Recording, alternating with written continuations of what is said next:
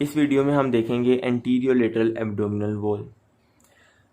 Consider करेंगे हमारे पास एक पर्सन है जिसका हमने एक ट्रांसवर्स सेक्शन लिया हुआ है। ट्रांसवर्स मतलब हमने उसको हॉरिजेंटल कट दिया। हॉरिजेंटल कट देने के बाद हमारे पास बॉडी कुछ इस तरीके से शो होगी और ये है, समझ लें हमारे पास सारी एब्डोमिनल वॉल है।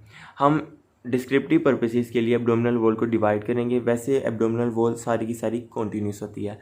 डिस्क्रिप्टिव पर्पसेस के लिए डिवाइड किया तो एंटीरियर डिवाइड किया, मिड लाइन से अवे मूव करके तो lateral, right lateral, left lateral और पोस्टीरियर। अब क्या होता है, हमारी जो सारी एब्डोमिनल वॉल है ये है मस्कुलो एपोन्यूरोटिक, लेकिन हमारी पोस्टीरियर एब्डोमिनल वॉल मस्कुलो एपोन्यूरोटिक नहीं है। इसकी वजह ये है कि पोस्टीरियरली हमारे पास होते हैं लंबर वर्टिब्रा। अब एंटीरियर एब्डोमिनल वॉल और लेटरल एब्डोमिनल वॉल की जो बाउंड्रीज़ हैं वो हमारे पास इनडेफिनेट हैं, यानी कि इनकी बाउंड्रीज़ के दरमियान कोई ख़ास डिफ्रेंसिएशन नहीं है, जिसकी वजह से हम एक टर्म इस्तेमाल करते हैं एंटीरियर लेटरल एब्डोमिनल वॉल। अब इस एंटीरियर लेटरल एब्डोमिनल वॉल की हम बाउंड्रीज देखते हैं कि सुपीरियरली कौन इसको बाउंड कर रहा है और इंफीरियरली। सुपीरियरली इसको बाउंड कर रहा होता है thoracic cage 7 to 10th ribs और जीफोइड प्रोसेस ऑफ स्टर्नम, और इंफीरियरली इसको बाउंड कर रहा होता है हमारे superior and anterior lateral aspect of pelvic girdle. ये बात इतनी इंपॉर्टेंट नहीं है। अब हम आते हैं अपनी मेन बात के ऊपर, जो इंपॉर्टेंट बात है। मैं खैर ये भी मेन बातें थी, इंपॉर्टेंट बात पर आते हैं। ये जो सारी एंटीरियर लेटरल एब्डोमिनल वॉल है ये हमारे पास 7 लेयर से मिलकर बनती है, 7 लेयर्स से कंपोज्ड होती है। अब कंसीडर करें कि हमने एंटीरियर लेटरल एब्डोमिनल वॉल की डाइसेक्शन की तो सबसे पहले हमें नज़र आएगी स्किन। जब हम स्किन को डाइसेक्ट करेंगे तो सबक्यूटेनियस टिश्यू, नाम से पता चल रहा है, सब मतलब नीचे, क्यूटेनियस मतलब स्किन, सबक्यूटेनियस टिश्यू, उस सबक्यूटेनियस टिश्यू को हम सुपरफिशियल फेशिया भी कहते हैं। तो स्किन के बाद आया सुपरफिशियल फेशिया। अगर सुपरफिशियल फेशिया है तो डीप होगा।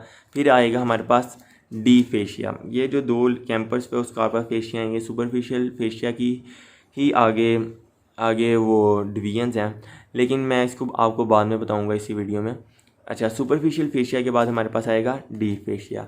डी फेशिया के बाद हमारे पास आ जाएंगे मसल्स, और मसल्स के बाद हमारे पास ट्रांसवर्सैलिस फेशिया आएगा।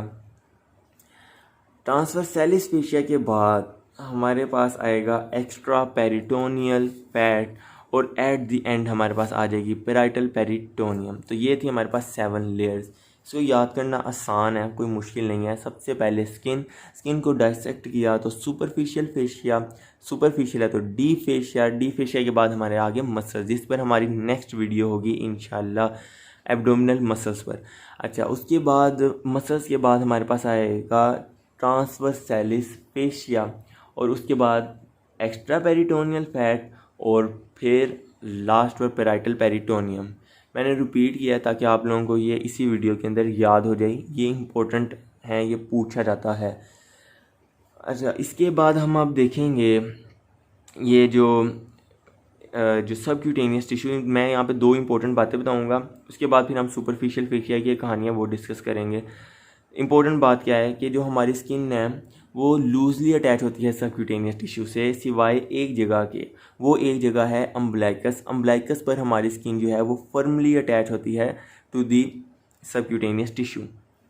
उसके बाद दूसरी इंपॉर्टेंट बात यह है कि हमारा जो सबक्यूटेनियस टिश्यू है वहाँ पर हमारी फैट एक्यूमुलेशन होती है in the lower anterior abdominal wall, जो कि मेल्स के अंदर मॉर्बिड ओबेसिटी का कोज है। अच्छा, उसके बाद हमने अब एक इम्पोर्टेंट बात, जो सुपरफिशियल फेशिया की कहानी पढ़नी है वो पढ़ते हैं। स्किन को डाइसेक्ट किया, हमारे पास आ गया सुपरफिशियल फेशिया। ये सुपरफिशियल फेशिया जो सुपीरियरली अबव द अम्ब्लाइकस जो होगा वो कंटिन्यूस कर जाएगा थोरेस के फेशिया के साथ, और अम्ब्लाइकस के नीचे की कहानी मेन क्या होगा, वहाँ पर कोलेजन फाइबर्स आएंगे। कोलेजन फाइबर्स कंसीडर करें कि ये कोलेजन फाइबर्स हैं। ये कोलेजन फाइबर्स इस सुपरफिशियल फेशिया को रीएनफोर्स्ड करेंगे, और उसकी वजह से सुपरफिशियल फेशिया 2 लेयर्स के अंदर डिवाइड हो जाएगा। कैंपर्स फेशिया, जिसको हम फैटी लेयर भी कहते हैं। अब फैटी लेयर कहते हैं कैंपर्स फेशिया को, तो ये फैट के साथ कंटिन्यू कर जाएगी सारी। ठीक हो गया। उसके नीचे हमारे पास आता है स्कार्पा फेशिया, जिसको हम कहते हैं डीप मेम्ब्रेनियस लेयर। मैंने कहा ना सुपरफिशियल फेशिया 2 लेयर्स में डिवाइड हुआ, कैंपर्स और स्कार्पा। कैंपर्स की कहानी कंप्लीट। अब स्कार्पा फेशिया की कहानी सुने कि स्कार्पा फेशिया है डीप मेम्ब्रेनियस लेयर।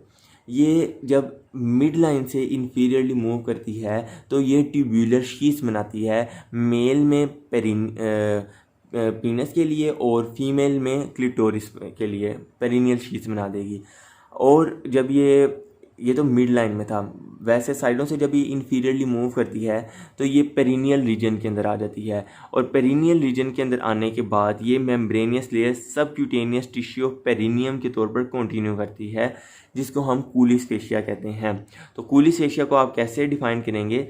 हम कहेंगे the Scarpa's fascia continues inferiorly as a membranous layer, a layer of subcutaneous tissue of perineum। ठीक हो गया, ये हमने कूलिस फेशिया का बता दिया। अब ये जब इन्फीरियरली मूव कर रहा है तो एक बात बड़ी इंपॉर्टेंट आप लोगों ने याद रखनी है स्कार्पास फेशिया के बारे में कि ये थाई में मूव नहीं करता, बल्कि थाई में 1 finger breads below the inguinal ligament. Inguinal ligament के यहाँ पे इंग्वाइनल लिगामेंट के 1 फिंगर ब्रेड्स बिलो ये डी फेशिया के साथ फ्यूज़ कर जाता है और थाई के अंदर ये कॉन्टीन्यूस नहीं करता।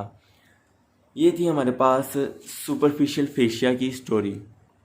अब सुपरफिशियल फेशिया के बाद अब हमारे पास क्या आता था? Transversalis fascia. तो ये जो ट्रांसवर्सैलिस सुपरफिशियल फेशिया के बाद हमारे पास आता था डी फेशिया, फिर आते थे मसल्स, और मसल्स के बाद हमारे पास आता था ट्रांसवर्सैलिस फेशिया। ये जो ट्रांसवर्सैलिस फेशिया है ना, इसको ब्रॉडर टर्म में हम कहते हैं एंडो एब्डोमिनल फेशिया। अब ये इंटरनल एस्पेक्ट ऑफ एब्डोमेन के अंदर होता है। तो क्या होता है ये इंटरनल एंडो एब्डोमिनल फेशिया ना, ये एक एपोन्यूरोसिस है। तो ये जिस चीज़ को लाइन करता जाएगा ये उस हिसाब से हम उसको नाम देते जाएंगे। अब जब ये लाइन कर रहा होता है ना ट्रांसवर्सस एब्डोमिनस को, तो हम उसकी वजह से इसको नाम देते हैं ट्रांसवर्सैलिस फेशिया। तो ट्रांसवर्सैलिस फेशिया के बाद हमारे पास आता था एक्स्ट्रा पेरिटोनियल फैट, और फिर हमारे पास आता था लास्ट पर पैराइटल पेरिटोनियम। जो पैराइटल पेरिटोनियम है ना, ये single layer of epithelial cells है विद सपोर्टिंग कनेक्टिव टिश्यू। यहाँ पे हमारा fascia of anterior lateral abdominal wall भी कंप्लीट हो गया।